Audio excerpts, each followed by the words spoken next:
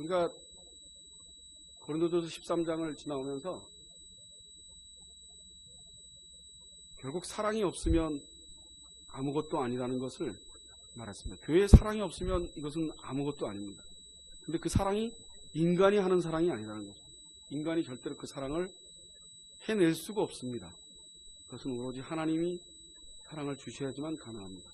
우리가 해야 될 이 사랑장을 보면서 해야 될 것은 우리가 사랑을 열심히 이 말씀대로 하자는 것이 아니라 어이쿠나 난 사랑을 절대로 할 수 없는 인간이구나 하는 그 깨달음 속에서 회개를 하는 것이, 위기의식을 느끼는 것이 이 사랑장을 보는 방법이라고 제가 말씀드렸습니다. 우리 한교회 성도들은 사랑장을 보면서 절대로 그 사랑을 해내려고 노력하셔서는 안 됩니다. 사랑을 할 수 없는 인간인데 예수님을 이 땅에 보내주셔서 예수가 사랑을 우리에게 보여준 그 사랑을 우리가 받아서 믿을 수밖에 없는 겁니다. 우리는 받음으로 그것을 믿는 거지, 우리가 사랑을, 성경은 어느 구절도 우리가 뭘 해낼 거라고 생각 안 하십니다. 그리고 우리에게 절망을 줍니다. 우리는 도저히 아무것도 할 수 없는 인간으로 만드십니다. 그러나 그 만듦 속에서 죄의 고백이 나오게 되어 있습니다. 죄의 고백이 나오지 않으면 절대로 하나님을 섬길 수 없습니다. 사도 바울이 왜 죄인 중에 죄인이요 괴수 중에 괴수로 그랬겠습니까? 죄가 보이기 때문에. 하나님 앞에 서면 죄가, 각자의 죄가 보여야 됩니다. 근데 내 죄는 하나도 없어. 그럼 남 죄만 보여. 이건 예수하고 전혀 관계없는 사람입니다. 그럼 100% 예수님하고는 전혀 관계없는, 교회를 아무리 나와도 예수님에게 선택을 못 받는 사람이라고 말합니다. 죄가 보여야 됩니다. 우리 한교회 성도들은 내가 무슨 말을 해놓고 내가 죄가 안 보이면 이건 굉장히 심각한 얘기입니다. 심각한 일입니다. 이건 교회를 아무리 나와도 이건 너무 답답한 일이죠. 그게 우리의 처해 있는 환경입니다. 우리가 처해 있는 환경입니다.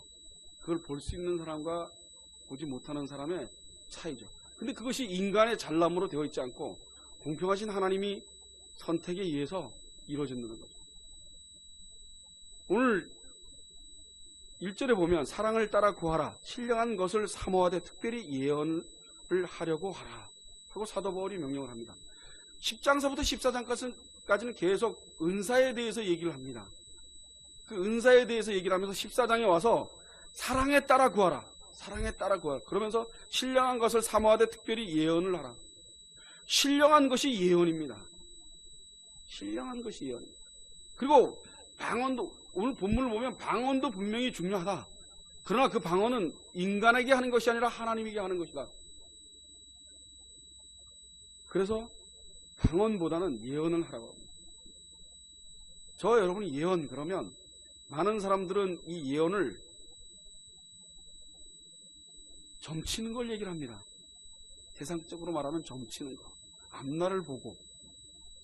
예언은 이미 끝났습니다. 여기서 지금 말하는 예언은 성경이 완성되기 전의 예언입니다. 이미 성경이 완성돼서 예수님이 십자가에 돌아가시고 완성되어 있는 지금 시대는 이 예언이 있을 수 없습니다. 그 예언은 이미 언약 백성에게 내린 언약이 예언입니다. 하나님께서 언약으로 우리를 세우시고 우리를 이끌어 가신 그것이 예언입니다. 우리 인생살이에 있어서 점을 치고 내 앞날이 좀 어떻게 되고 우리 가정이 얼마나 좀 더 행복하고 뭔가 좀 집도 한 채 사고, 그건 예언이 될 수 없어요. 성경이 말하는 예언은 오로지 예수님이 구주가 되었다는 것, 내가 예수님을 믿고 예수님을 따라서 언약 백성이 되었다는 것, 그것이 예언입니다. 우리 한교회 성도들은 예언을 착각해서 일반 사람들이 생각하는 예언, 점치고 그리고 뭔가 맞춰내고, 성경은 그걸 예언이라고 얘기하지 않습니다. 오늘 본문에 있는 성경은 정확하게 얘기를 하고 있습니다. 신령한 것인데 그것이 예언이다. 근데 그 예언은 예수 그리스도입니다. 예수 그리스도가 구주로 이 땅에 온 것이 예언입니다. 그럼 100% 믿습니다. 예수님을 아는 우리는 더 이상의 예언이 없습니다. 자꾸 예언이 있다고 그러고 자꾸 사람은, 여러분 예수를 믿으면, 제대로 안 믿으면 이상한 짓을 엄청나게 합니다. 이상한 짓을. 그런데 내가 하는 짓이 이상한 짓인지 모릅니다. 그게 저와 여러분입니다. 그 사람만 이상한 짓 하는 게 아니라 그 사람이 우리보다 모자라서 이상한 짓 하는 게 아니라 애들 점심 먹을 때 한번 그 책을 한번 보십시오. 그 500페이지를 쓸 때 얼마나 고생을 했겠습니까? 한 장도 아니고 처음엔 이렇게 얇은 책이 다른 목사한테 왔습니다. 근데 이번에는 500페이지짜리가 왔는데 이게 도대체 이 책을 쓰려면 몇 날 며칠 동안 이 성경을 그 사람 나름대로 성경을 아주 깨고 얘기한다고 썼을 겁니다. 이게 도대체 성경을 보는 눈이 어디서 이런 눈이 생겼을까? 기적입니다, 기적. 이건 뭐 병 고치는 기적보다 더 큰 기적입니다. 저렇게도 무식할 수가 있구나 하는.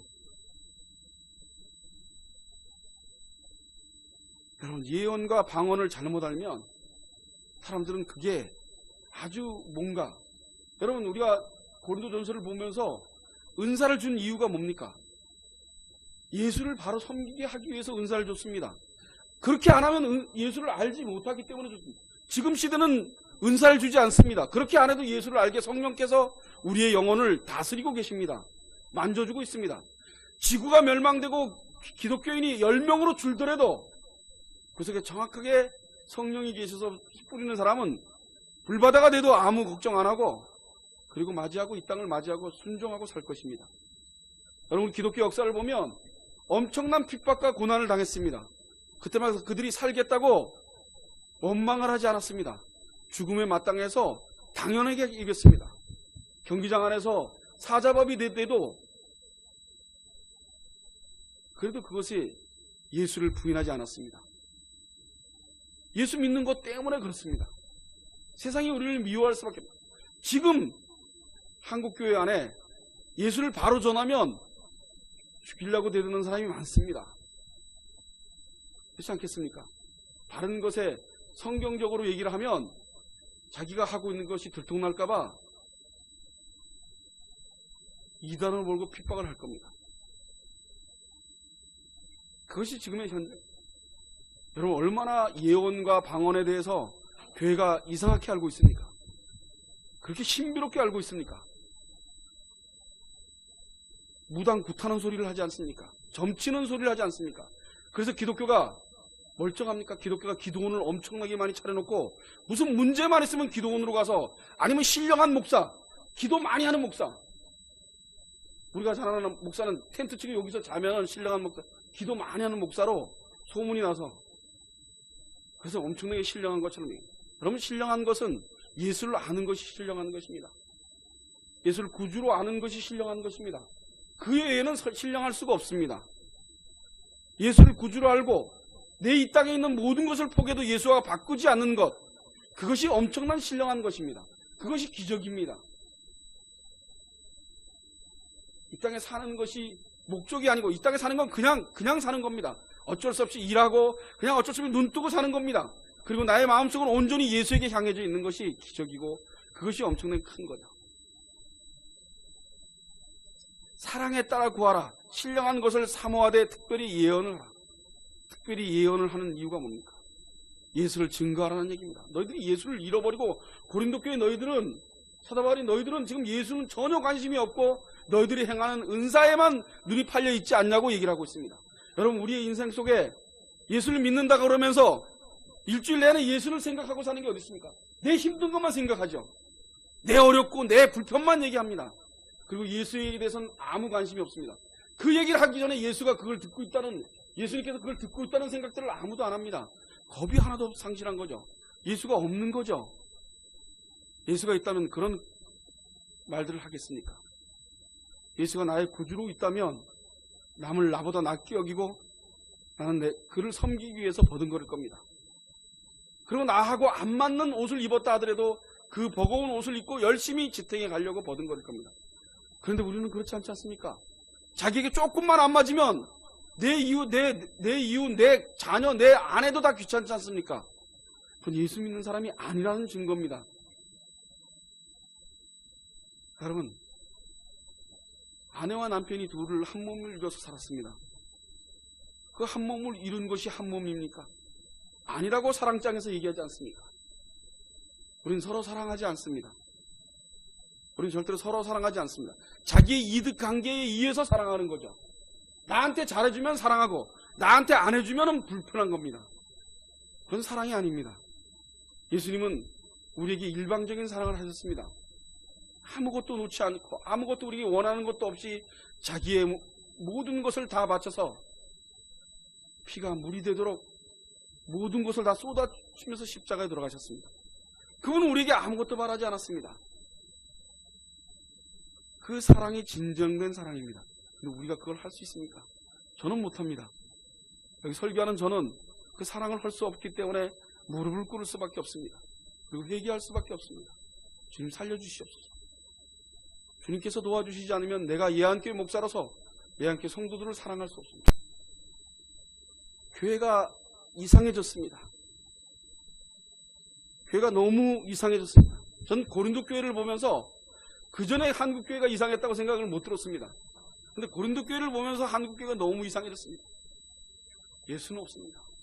그렇지 않습니까? 예수가 있었다면 어떻게 그랜저를 사줬는데 그거를 제네식스로 바꿉니까? 도대체 이해가 안 되는 일이 아닙니까? 지금 그 소리를 듣고 저는 너무 이해가 안 됩니다. 알고 있는데도 너무 이해가 안 됩니다. 알고 있는데도 그런 인간인지는 알고 있는데 그래도 이해가 안 됩니다. 그런데 그게 저입니다. 내가 그 환경에 똑같이 처해지고 교인이 150명, 200명, 300명도 누가 차를 사주면 덥석 받아서 내가 그래도 제네시스 정도는 타야 되지 않냐고 큰 교회 목사인데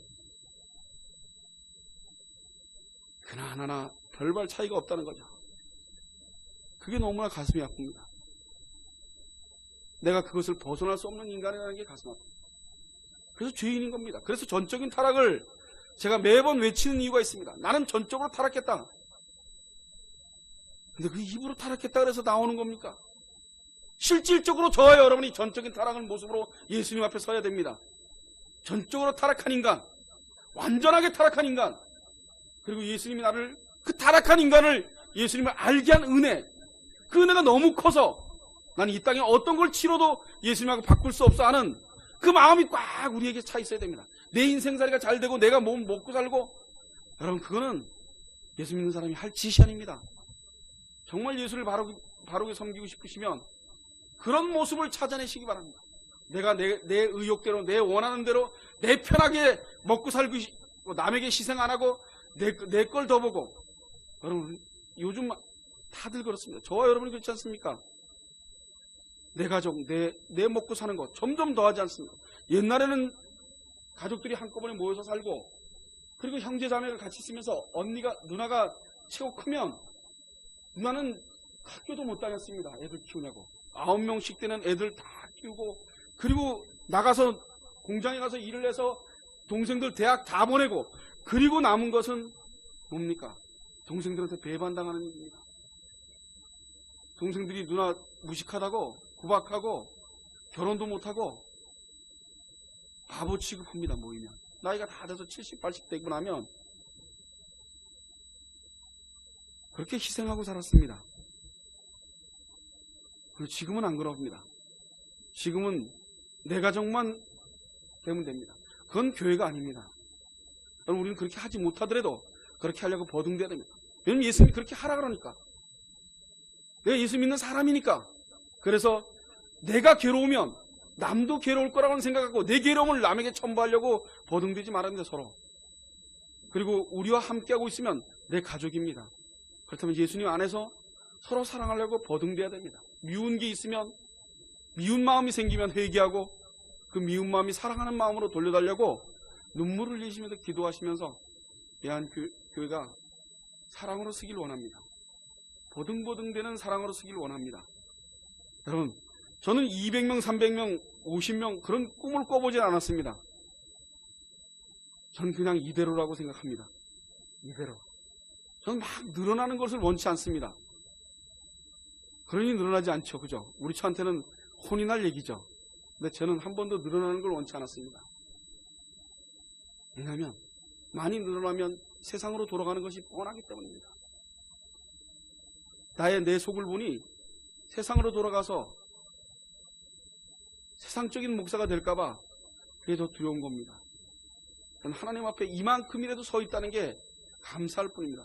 그렇지 않으면 이보다 더 못할 기회가 너무나 많아지기 때문입니다.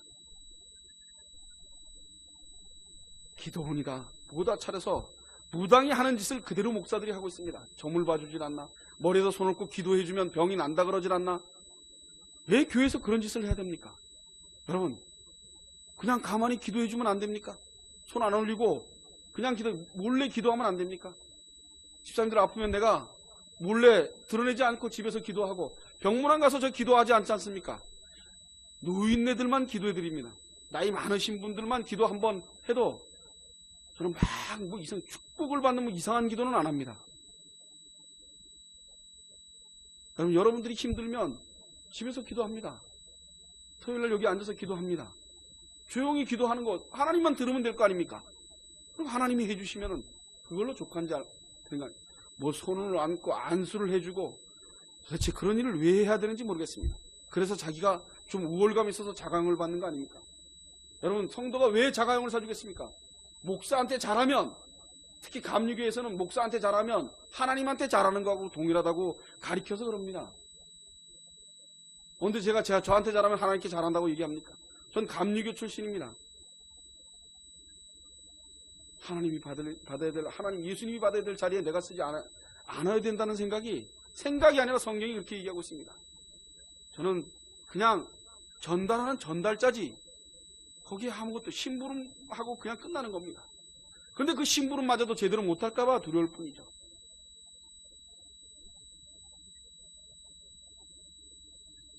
유명한 목사의 기도를 받아서 좀 나을 것 같고 그렇게 해서 욕심 이기적이고 가득하고 욕심이 가득해서 죄가 잉태되는 것입니다. 야고보서 1장 15절에 보면 욕심이 잉태한 적 죄를 낳고 죄가 장성한 적 사망을 낳으리라. 여러분들 머리 갖다 어디다 들이받으면 병이 날 것 같죠? 그래서 뭐 어떻게 여러분 암이 걸리면 최선을 다해서 양약이고 기도하면서 죽음을 기다리는 겁니다. 여러분 저를 본 예한교회 교인들은 암이 걸리면 태어나지 못하더라도 주변에 있던 사람 다시 하나도 안 만나고 그런 짓은 하지 마십시오. 제가 왜 이런 얘기를 하겠습니까? 제가 최고 어머니처럼 생각했던 이모가 서울에 살아 계십니다. 아들이 의사고 그래서 그 아들한테 가서 치료도 받고 우리 유로도 수술을 받았습니다. 그런데 얼마 전에 연락이 왔습니다. 이모부가 폐암이라고. 그런데 전이가 돼서 수술을 했는데도 전이가 돼서 다 못했다고. 그런데 오지 말랍니다. 우리 이모가 절대로 오지 말랍니다. 이모부가 아무도 받아들이지 않는다는 겁니다. 사악한 겁니다. 여러분 그러지 마십시오. 우리 예한교회는 아파지면 더 보고 싶어하고 더 만나고 싶어 하십시오. 왜? 천국에 갈 건데요. 우리 이 땅에 있지 않지 않습니까? 여러분 이 땅은 그냥 지나가는 곳 아닙니까? 우리가 믿는 예수님은 저 천국에서 우리를 바라다 보시면서 오른편에 앉으셔서 우리를 부르고 계십니다. 우리가 올 때를 기다리고 계십니다. 기도하셔야 됩니다. 지금부터. 어떤 병이 걸리더라도 두려워하지 않게 해달라고. 그리고 그래도 예수님 앞에 그 병과 예수님을 바꾸지 않게 해달라고. 그럼 그게 더 큰 문제입니다. 그게 더 스트레스로 여러분들 삶에 있어야 됩니다. 여러분들 사는 것이 불편하고 뭐가 이게 스트레스로 느껴지지 마시고 여러분들이 예수님 앞에 바로 쓰지 못하는 것에 스트레스를 받고 사셔야 됩니다. 그게 온전한 스트레스입니다. 기독교인의. 세상 사람들은 세상을 살고 건강해야 되고 뭐 그게 스트레스겠죠. 그러나 우리에게 스트레스는 예수를 바로 모르고 예수를 따라가지 못하는 나를 바라다 보는 겁니다. 여러분 일주일 동안 일을 하면서 제가 목사가 아닌 모습으로 얼마나 많이 사는 것을 나를 보니 그럴 때마다 하나님 제발 좀 살려주십시오. 그리고 일을 안 하게 해주십시오. 그 일 안 하게 되는 옆에 뭐가 있겠습니까? 죄가 있습니다. 욕심이 있습니다. 편안해지려는 게으름이 있습니다. 그리고 또 다투거리고 또 열심히 일합니다. 열심히 합니다. 열심히 하는 수밖에 없기 때문입니다. 열심히 안 하면 딴 생각이 들어오기 때문에. 아침에 눈 딱 시작해서 저녁 때까지 쉬지도 않고 일을 하기 때문에 저녁이 됐는지 시간이 몇 시에 지났는지 모릅니다.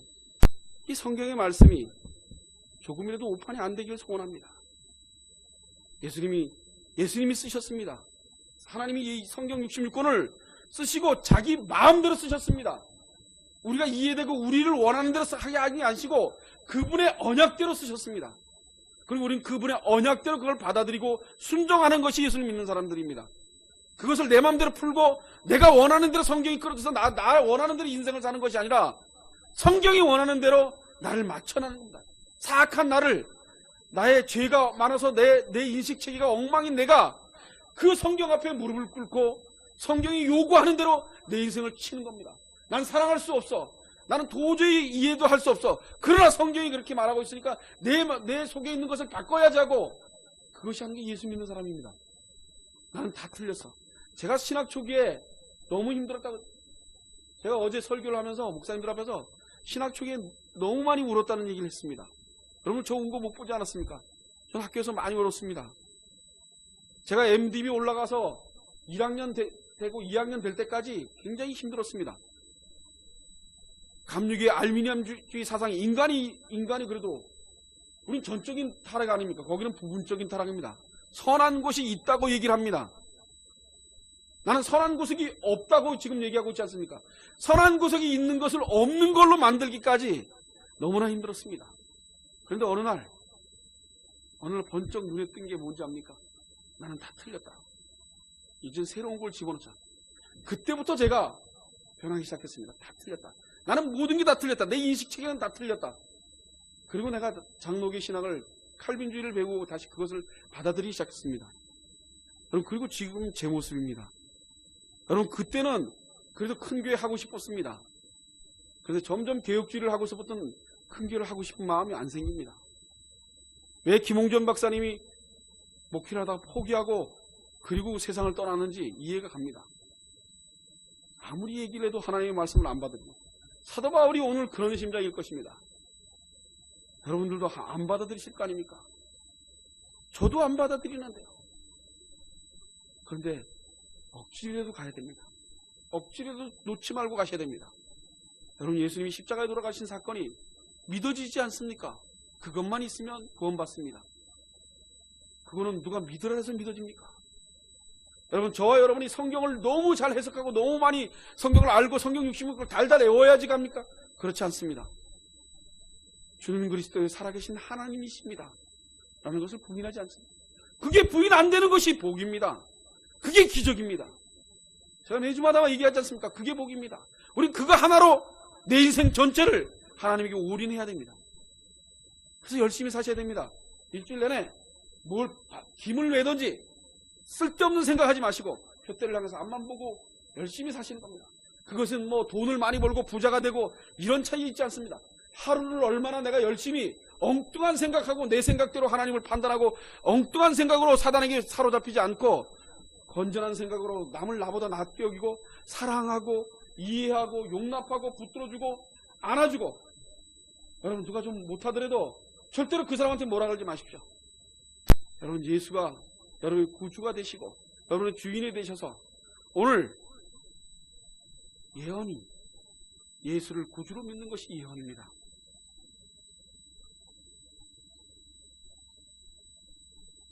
창세기 15장 13절로 14절에 보면 여호와께서 아브라함에게 이르시되 너는 정령 알라 내 자손이 이방에서 계기되어 그들을 섬기겠고 그들은 400년 동안 내 자손을 괴롭게 하리라. 그 섬기는 나라를 내가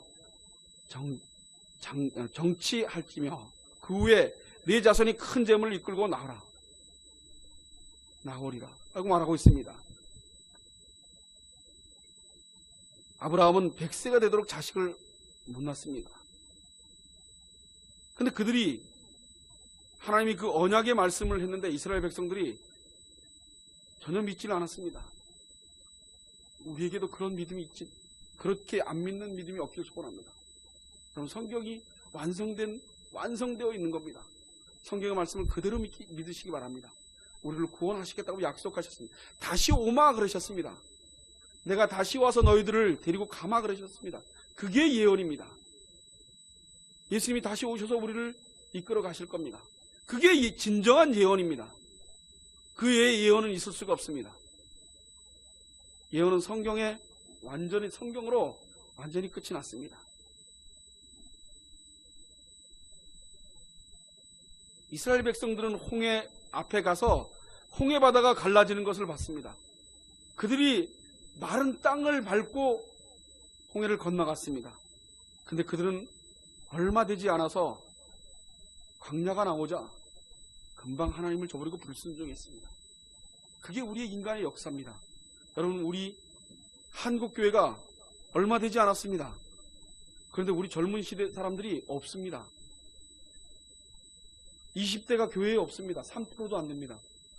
3%. 저와 여러분은, 우리 부모님 세대는 너무 굶고 살고 너무 어렵게 살았습니다. 그래서 예수 믿고 예수에게 복을 받아서 이만큼 잘 살았습니다. 여러분, 하나님이 구주로 삼으시면 이단을 볼 수 있습니다. 이단들은 아주 신비하게 얘기를 하죠. 그리고 뭔가 있는 것처럼 얘기하죠. 그래서 기존 교회들을 허물려고 대들죠. 하나님을 바로 섬기고 따라가면 이단들이 절대로 틈탈 수 없습니다. 사람에게 말하여 덕을 세우는 것이며 건만한 것이며 아니하는 자라 것이라고 얘기했습니다. 고린도서 14장 3절에 있는 그 말씀이, 여러분, 예언하라는 말은 사람의 덕을 세우는 것입니다. 그 예언하는 것은 예수님이 다시 오신다, 예수님이 완성하셨다는 것을 예언하는 겁니다. 다른 예언이 아닙니다. 우리 예한교회 성도들은 예언이 뭐 이상한 신비한 귀신 신하나 까먹는 소리로 들지 않았으면 좋겠습니다. 신령한 것이 무엇입니까? 예수님을 아는 것이 신령한 것입니다.